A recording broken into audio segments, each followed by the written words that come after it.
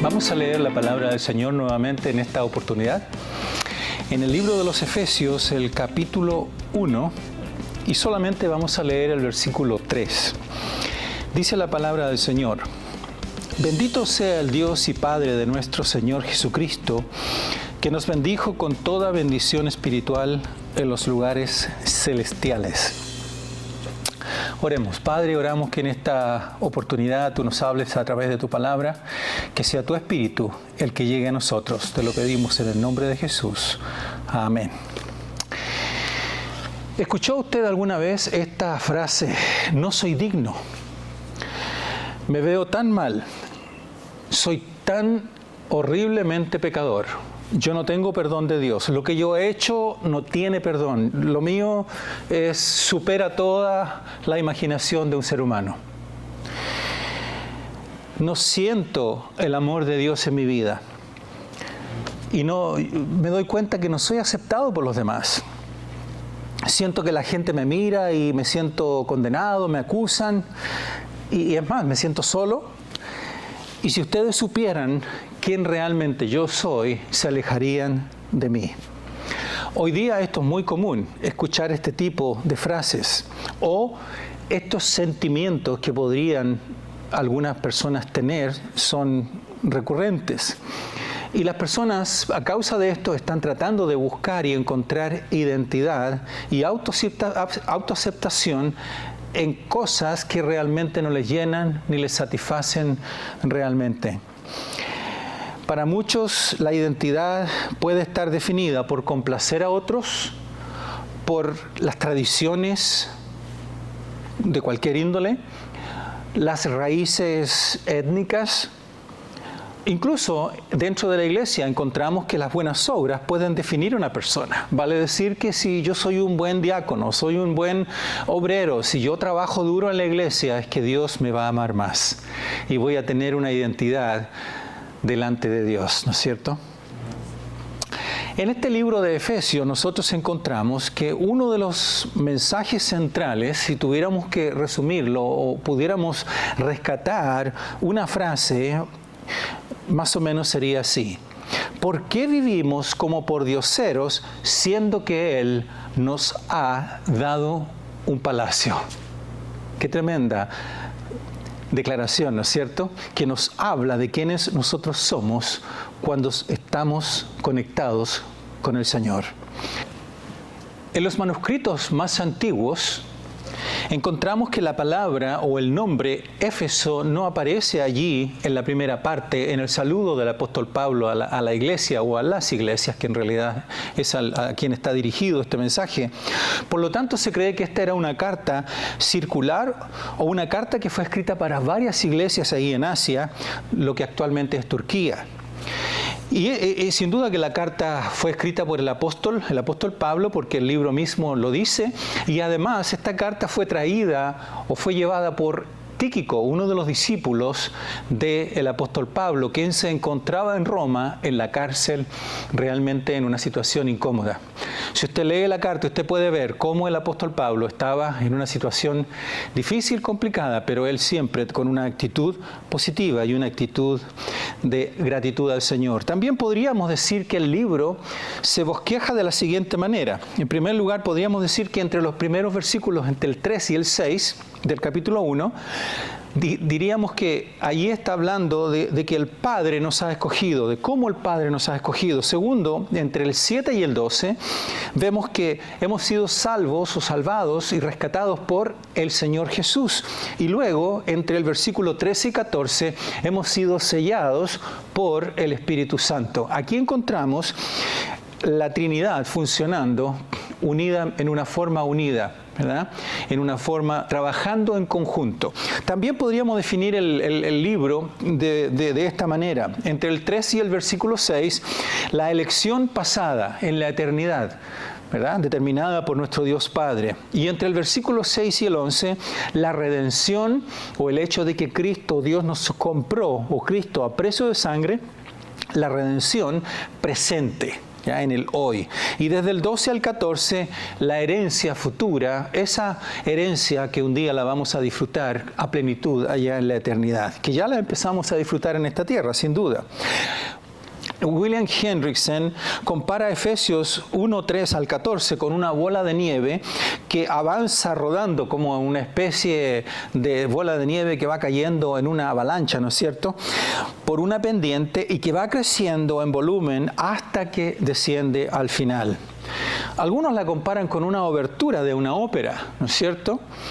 Otros la ven como una canción, como una alabanza, o también como un himno o una doxología. Pero antes de avanzar, también podemos decir que el libro tiene 6 capítulos y que entre el capítulo 1 entre el versículo 1, y el versículo 3 vemos nuestra posición en Cristo. Nos habla de el ser en Cristo, quienes somos en Él, y también nos dice y nos habla de lo que creemos, cuáles son nuestros fundamentos, cuál es nuestra doctrina, cuál es nuestra teología, básicamente. Eso es lo que está hablando esos primeros 3 capítulos. Qué importante es tener un fundamento antes de poner la práctica, ¿no es cierto? Y por supuesto, en la segunda parte, capítulo 4 hasta el capítulo 6, encontramos la práctica en Cristo. La práctica, el hacer, en vez del ser, ¿quién soy en Cristo? Aquí encontramos el hacer. Somos primero y luego hacemos o practicamos las buenas obras. Porque un cristiano no se salva por buenas obras, pero sí practica buenas obras después que ha sido salvo, ¿no es cierto? Y por último, lo que creemos primero, en la primera parte, y en esta segunda parte nos habla de cómo nos hemos de comportar, vale decir, la conducta del cristiano acorde a la primera parte que ya hemos mencionado en los primeros 3 capítulos. Y déjenme compartir con ustedes en esta oportunidad 3 aspectos que son importantes de este versículo 3, allí es donde nos vamos a quedar a modo introductorio y vamos a seguir avanzando luego en las próximas semanas sobre este libro. Nos dice el versículo 3 que Pablo estaba agradecido por las bendiciones que Dios le había otorgado. Y el apóstol Pablo comienza con esta actitud, hablando de estas bendiciones. Y Pablo sin duda que tenía múltiples, sobradas razones para estar extremadamente agradecido. Pablo se crió en una familia rica, una familia adinerada, y seguramente así lo era porque nos indica el texto cuando leemos su historia que él compró la ciudadanía romana. Y para en esos tiempos comprar una ciudadanía había que tener recursos. Y evidentemente, aparentemente, él los tenía. Él fue a las mejores escuelas donde había en esa época. Él fue a las mejores escuelas en Jerusalén. Él estudió con el gran maestro Gamaliel, con quien se capacitó, se entrenó, fue discipulado por él, hasta que se graduó.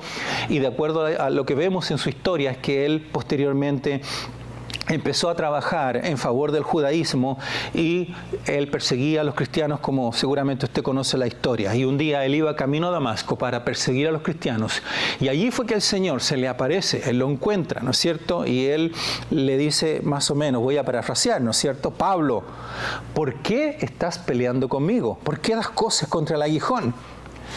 Yo te detengo ahora, Pablo, porque sabes, quiero reclutarte para que ahora tengas una pasión diferente. Una pasión distinta, y esa va a ser que vayas a predicar a los gentiles la salvación por la gracia. La gratitud de Pablo por haber sido rescatado, por haber sido salvado, por haber sido detenido en dirección a destruir y a dañar al pueblo escogido de Dios. El segundo aspecto que quiero mencionar es que Él nos bendijo con toda bendición espiritual, nos dice el texto. Fíjese, dice toda bendición espiritual. No solamente bendiciones en general, sino que dice todas. Y esta es una frase que puede significar toda bendición del Espíritu Santo, quien aplica la obra de Cristo en el corazón de esas personas que Él está tocando y está llamando y ha llamado, y a quien los ha atraído con cuerdas de amor para ser sus hijos. Imaginemos que un día nos llega una carta, a usted le llega una carta, para asistir a una reunión para hablar con un abogado y resulta ser que usted puede reconocer, por ahí hace un research, una investigación y ve que es un abogado importante. Y resulta que este abogado es el representante de su tío, un tío que lo quiere mucho, pero que falleció hace un tiempo. Usted fue al funeral, qué sé yo, y todo, y pasó el tiempo, pasó la tristeza, el dolor, y de pronto aquí este abogado lo está ubicando porque quiere hablar algo especial con usted.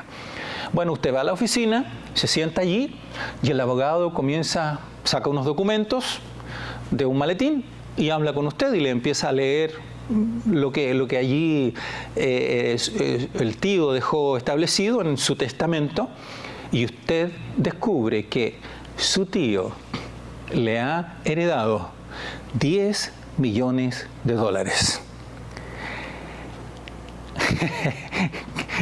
¿A quién no le gustaría heredar $1 millón, no es cierto? Bueno, si esto fuera real, pregunto yo, ¿cambiaría su vida? ¿Cambiaría la suya? Seamos realistas, por supuesto que sí. Cambiaría nuestro estilo de vida, cambiaría nuestra forma de pensar. En un momento estoy diciendo, ¿cómo voy a pagar las deudas? ¿Cómo voy a pagar mis cuentas? La luz, el agua, el teléfono, la cuenta del vehículo, qué sé yo, tengo una deuda en el banco, lo que sea. Y lo siguiente que usted dice ahora es, ¿cómo voy a invertir este dinero? ¿Verdad? Para que me produzca frutos y poder seguir viviendo de este dinero, ¿no? Seamos realistas. Cambiaría su estilo de vida, sin duda. Su forma de pensar. En un momento está diciendo, ¿cómo voy a pagar las cuentas? ¿Cómo voy a pagar lo que estoy debiendo? El agua, la luz, qué sé yo, otras cosas, necesidades básicas. Pero ahora lo siguiente que dice es, ¿cómo voy a invertir este dinero? Piense en este número. Una decena con 31 números. Es un número que ni siquiera lo podemos leer. ¿Cuántos serían? ¿10 tritrillones, cuatritrillones? No, es difícil leerlo. Es un número tan grande que no tenemos un nombre para él. Y estamos hablando, en este caso, no de números. Cuando nos venimos al libro de Efesios, estamos hablando de bendiciones espirituales. Y eso es lo que en esta oportunidad el Señor quiere hablar en nuestros corazones. Él dice, yo tengo bendiciones espirituales que son más que 30 ceros. 30 ceros. ¿Verdad? Mire lo que dice Salmo 139, 17 y 18. Cuán preciosos, oh Dios, me son tus pensamientos, cuán inmensa es la suma de ellos. Si me propusiera contarlos, sumarían más que los granos de arena. Al despertar, aún estaría contigo. La Biblia nos dice que Dios le ama a usted tanto que sus pensamientos para usted cada día son más que 10 elevado a la 31 potencia. El Padre dice, te voy a bendecir y te he bendecido con toda bendición espiritual. Las bendiciones, hermanos y hermanas, están disponibles para usted hoy. El Señor nos dice, yo te he bendecido y quiero seguir bendiciéndote. Todos tenemos necesidades físicas, necesidades financieras y necesidades emocionales.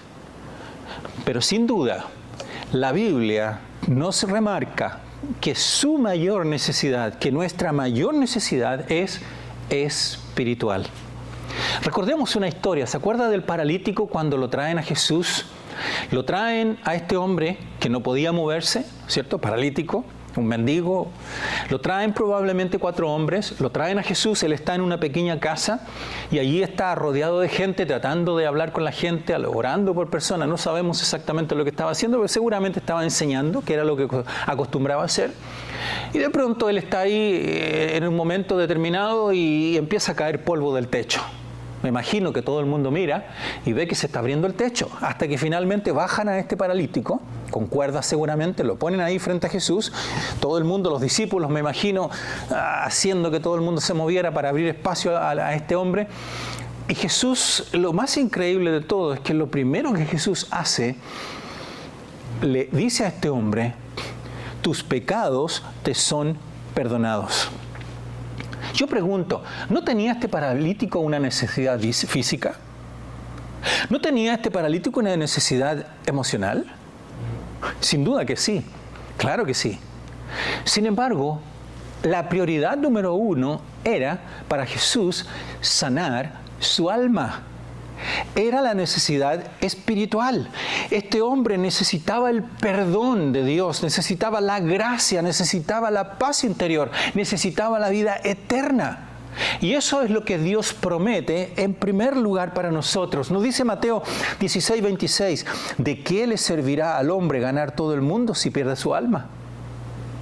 ¿De qué nos sirve 31 ceros en una suma de dinero? ¿De qué nos sirve si nuestra alma no ha sido rescatada del pecado y de tener la posibilidad de contar con la paz para con Dios, como nos dice Romanos?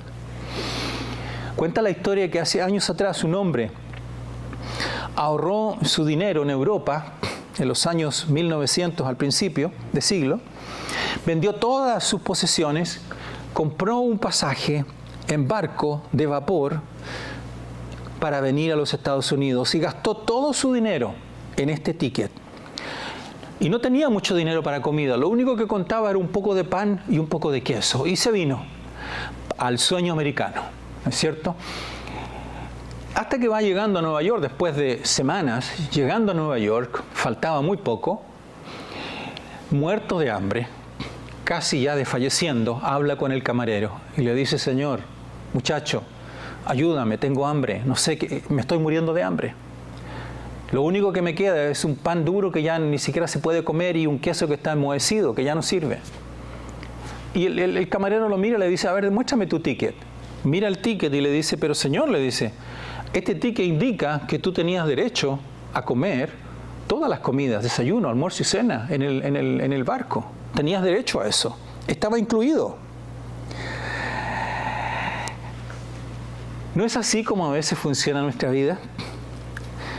Parece que no tenemos todas las bendiciones, tenemos mucho de parte de Dios, vamos a decir que la despensa está llena, pero nosotros en nuestra torpeza, ¿no es cierto?, miramos la despensa vacía, siendo que está llena, y vivimos como si estuviera vacía. Y nos cuesta tomar de estos recursos de Dios. Cuando Dios le dio a usted la salvación y usted nació de nuevo, Él dijo: todas las bendiciones están disponibles para ti ahora mismo. Acerca tu silla, ven a la mesa y disfruta. Come de las bendiciones. Aquí en el versículo 3 nos dice que Jesucristo nos ha bendecido, vale decir, tiempo pasado, tiempo pretérito, nos ha bendecido. Las bendiciones ya han sido acreditadas a través de su Hijo para nosotros. En Romanos 8:32 nos dice: el que no escatimó a su propio Hijo, sino que lo entregó por todos nosotros, ¿cómo no nos dará también con Él todas las cosas? Todas las cosas. Cuando aquí Pablo está mencionando todas las cosas, se está refiriendo y está argumentando desde mayor a menor. Primero, el aspecto fundamental y mayor es Jesucristo. Y luego las cosas menores. Nos dice y argumenta, ¿no? Si Él te ha dado a Jesucristo, que es lo principal, que es lo más relevante, que es lo más importante, ¿cómo no te va a dar las otras cosas que son menores? Ahora, hermanos queridos, el Señor nos ha bendecido sobreabundantemente. Ahora, la pregunta es: ¿dónde vamos para recibir estas bendiciones? Dice la palabra, y en Efesios, en el versículo 3, la tercera parte, nos dice que el Señor nos ha bendecido con todas estas bendiciones en los lugares celestiales. Él está sentado en los lugares celestiales. He escuchado decir: si puedo ser solamente portero del cielo, voy a estar feliz. Si yo solamente puedo llegar a limpiar el cielo, voy a estar contento. Entonces, pareciera como que muchos están interesados y más preocupados de ir al cielo, y ese es el punto central. Pero déjeme decirle que el elemento y el punto central en la Escritura y en el libro de Efesios, lo que está tratando de decirnos, que nosotros tenemos que tener seguridad y certeza de que estamos en Cristo. Y fíjese que Pablo usa esta frase en Cristo más de 150 veces en sus escritos. Y en el libro de los Efesios por lo menos 40 veces. Entonces, cuando Pablo usa este lenguaje tan repetidamente, es por algo. Hay algo que nos quiere decir el Señor. El Señor inspira, ¿no es cierto?, al apóstol Pablo para que pueda llegar el mensaje a nosotros. Recordemos que nuestros antecedentes penales pasados contenían cada pensamiento, actitudes, acciones pecaminosas que alguna vez hayamos hecho en nuestra vida. Teníamos una cuenta realmente muy manchada, una cuenta sucia delante de Dios, una hoja negra, por decirlo así, manchada. Ninguna cantidad de autolimpieza era suficiente o fue suficiente como para merecer el perdón de Dios. Cualquier obra que hubiésemos hecho para haber tenido una relación personal con Dios, ninguna obra. Mire lo que dice el Salmo 7:11, nos dice: Dios es juez justo y Dios está airado contra el incrédulo todos los días. Si no se arrepiente, Él afilará su espada, o sea, Dios. Nuestra situación era seria, ¿verdad? Pero para aquel que está en Cristo, para aquel que vino al Señor Jesús, un día hace 2000 años, Él vino a morir, a pagar la deuda que teníamos por causa de nuestro pecado y nos acreditó su justicia. Eso significa que Dios ya nos ve en Cristo. Él ya nos ve en Él, solamente en Cristo. Y eso se aplica al que cree y se arrepiente de corazón y confiesa sus pecados y se aferra a las promesas de Dios.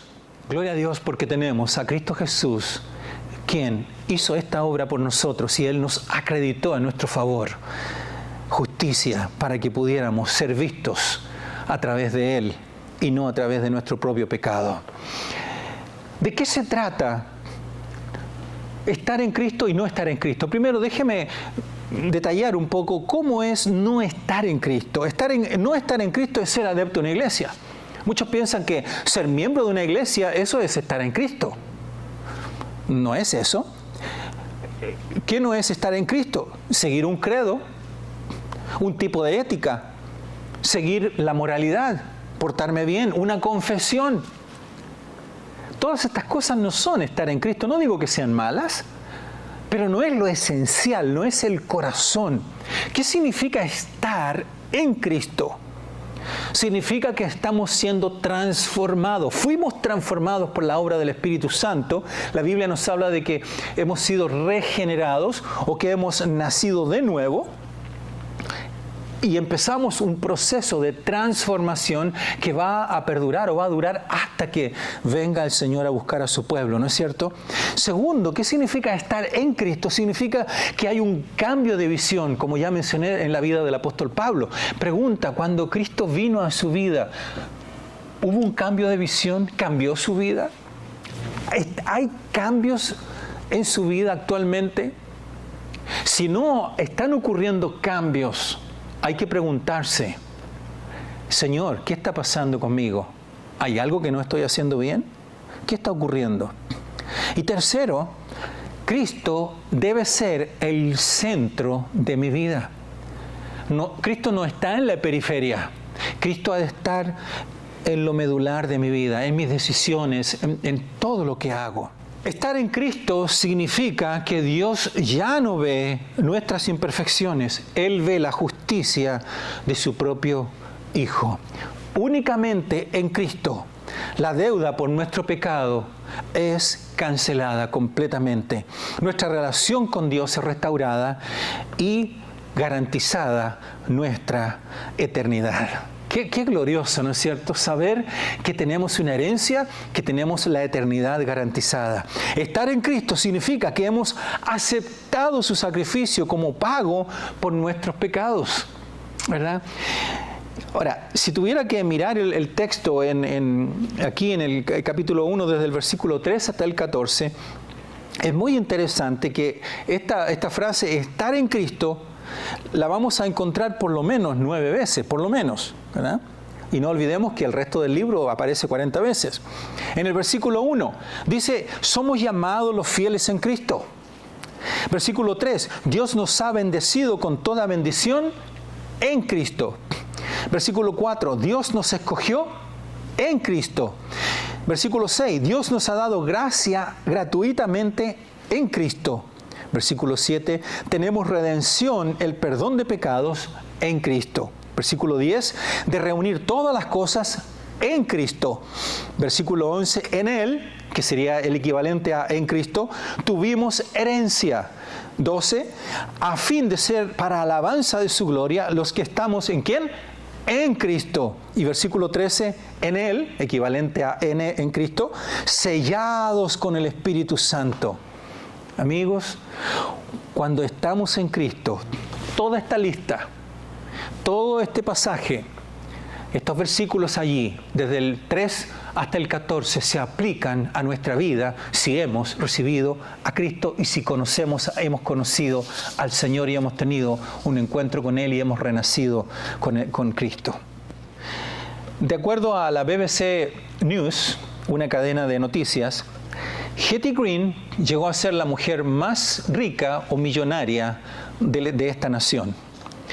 Ella, cuando tenía 10 años, ya estaba trabajando como secretaria para su abuelo, que era millonario, ayudándole a escribir cartas, participando en reuniones de negocios con su abuelo. Y el National Magazine Massachusetts, en el año 1905, presentó a Hetty Green como la mujer con más dinero de esta nación. Ahora, cuando ella murió en el año 1916, había amasado una fortuna de $100 millones, lo que hoy día equivaldría a 1.600 millones. Pero tenía un pequeño defecto. Era una mujer muy codiciosa, muy avara. Cuenta la historia, al punto de que ella comía avena fría porque no quería calentar agua para no gastar gas. Una vez se enfermó uno de sus hijos, se lesionó la pierna y por esperar encontrar la clínica más económica, pasaron los días y su hijo perdió la pierna por una infección. Esta mujer tenía múltiples recursos, muchísimos, infinitos, hablando en términos humanos, pero ella decidió no usarlos. Vivió como miserable siendo que era una millonaria.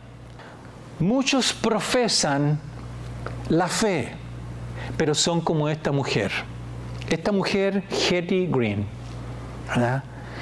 Tenemos los recursos disponibles, pero no los usamos. Y Dios quiere que usemos los recursos. Dios quiere que no olvidemos que hemos sido escogidos, que hemos sido comprados por precio de sangre, redimidos, que hemos sido perdonados, que Él nos ha dado una herencia y que además de eso, la guinda sobre la torta, nos ha sellado con su Espíritu Santo y lo tenemos disponible en nuestro corazón para que podamos vivir cada día dependiendo de Él, de su Santo y bendito Espíritu. Ahora, imagínese que usted debe al banco $20,000. Alguien paga su deuda y esa deuda queda en cero. Y usted salta de alegría y usted está tan contento. Pero, ¿sabe qué? La persona que pagó su deuda de $20,000, sobre eso, encima de eso, le añade a su cuenta $10,000 para que usted los use libremente. Ahora, pregunta, ¿qué hace con esos $10,000? ¿Es dinero extra? ¿Lo deja allí? ¿Tiene miedo de usarlos? Probablemente tiene dudas porque no sabe de dónde vino, ¿no? Pero digamos, estamos hablando estamos creando una historia, ¿no? Es ficticio esto. Claro que los usa, los quiere usar, ¿no es cierto? Los quiere gastar. Va a tomar vacaciones, va a hacer lo que soñaba, hacer un viaje por el Mediterráneo, o se va a ir en un crucero. Va a pagar sus deudas. ¿Qué sé yo? Lo que le alcance, ¿no es cierto? Estas son verdades que hemos de recibirlas con fe, por fe, cada día, dependiendo de su Espíritu. Que el Señor nos ayude y oro para que cada uno de aquí, de los que estamos presentes, podamos atesorarnos, aferrarnos de las promesas y de las bendiciones que Dios nos ha dado y que podamos cambiar nuestra visión y vivir en victoria cada día, confiando que el Espíritu Santo está trabajando en nuestros corazones y que nos está llevando de victoria en victoria, de triunfo en triunfo. Y también para los que nos están viendo en distintos lugares, en Venezuela, en México, en Latinoamérica, en otros lugares también, oro al Señor para que cada uno de ustedes pueda ser bendecidos. Y un saludo desde aquí Virginia, en Estados Unidos, y que la paz de Dios pueda sobreabundar en sus corazones. Que el Señor les bendiga y que puedan recibir y atesorar en sus corazones estas bendiciones que Dios les ha dado a través de Jesucristo. Que Dios les bendiga. Oremos. Padre, gracias por esta tarde, por tu palabra, por tu bendición. Señor, ayúdanos a entender y a comprender y darnos cuenta que tenemos bendiciones múltiples en nuestra vida, que están disponibles, que solamente necesitamos atesorarlas en nuestro corazón, aferrarnos y apropiarnos de ellas. Gracias, Señor, porque tú estás en los lugares celestiales, bendiciéndonos en los lugares terrenales, apuntando a que un día estaremos allá en la eternidad, reinando junto a ti, Señor. Gracias, Padre. Gracias, Señor Jesús. Gracias, Espíritu Santo. En el nombre de Cristo Jesús. Amén y amén.